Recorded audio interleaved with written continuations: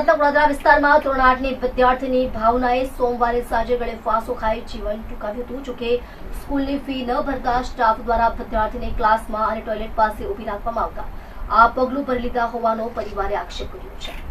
જ્યારે સ્કૂલ સંચાલકોએ આક્ષેપને ખોટો ગણાવ્યો છે, જે અંગે ડીઈઓએ કહ્યું કે 5 સભ્યોની કમિટી બનાવવામાં આવી છે। વિદ્યાર્થીની અભ્યાસમાં અનિયમિત હતી। મૃતકની બહેન પણ એ જ શાળામાં અભ્યાસ કરે છે। બંને બહેનોની ફી ભરવાની બાકી છે। વિદ્યાર્થીનું શાળામાં પ્રથમ વર્ષ હતું। અગાઉ તે અન્ય શાળામાં અભ્યાસ કરતી હતી। ફી બાબતે વિદ્યાર્થીની આપઘાત કર્યો છે તેવો મૃતકનો પરિવારે આક્ષેપ કર્યો છે। પોલીસ દ્વારા પણ તપાસ કરવામાં આવી રહી છે। જો સ્કૂલ સંચાલક કસૂરવાર હશે તો કાયદેસરની કાર્યવાહી કરાશે। ત્યાં ડીઈઓની ટીમ આજે રિપોર્ટ સબમિટ કરે તેવી શક્યતા છે। આદર્શ પબ્લિક સ્કૂલ વડોદરામાં અભ્યાસ કરતી વિદ્યાર્થીનીએ ઘરે આપઘાત કર્યો છે। એ સંદર્ભે તારીખ 21ના રોજ જિલ્લા શિક્ષણ અધિકારી કચેરીના વર્ગ 2 અને વર્ગ 3ના અધિકારીઓની તપાસ ટીમ બનાવવામાં આવી છે। એમણે સંચાલકના, આચાર્યના, શિક્ષકોના અને વિદ્યાર્થીની સાથે ભણતા અન્ય વિદ્યાર્થીઓના નિવેદનો લીધા છે।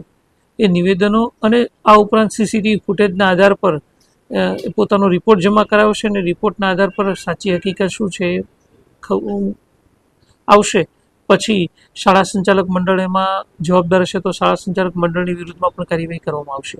હાલ પોલીસ પણ આ બાબતની તપાસ ઝીણવટપૂર્વક તપાસ કરી રહી છે। નાની નાની બાબતોની પણ ચકાસણી કરી છે। મારી ટીમ પણ ચકાસણી કરી છે। એનો રિપોર્ટ આવ્યા બાદ હકીકત જે હશે એ પ્રમાણે કાયદેસરની કાર્યવાહી કરવામાં આવશે। વિદ્યાર્થીનીનું પ્રવેશ આ વર્ષે જ લેવામાં આવ્યો છે આ શાળાની અંદર।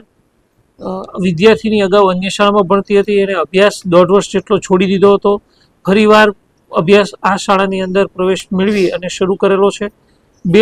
આ વિદ્યાર્થીની સાથેની બેન પણ ભણતી હતી આ શાળાની અંદર। બંનેની ફી બાકી હતી એ હકીકત છે, પરંતુ વિદ્યાર્થીની 11 તારીખ પછી સતત ગેરહાજર જોવા મળે છે એવું પણ પ્રાથમિક તપાસમાં જાણવા મળ્યું છે, પરંતુ હકીકતલક્ષી અહેવાલ આવ્યા બાદ જ આ બાબતની વધારે પુષ્ટિ કરી શકાય તેમ છે।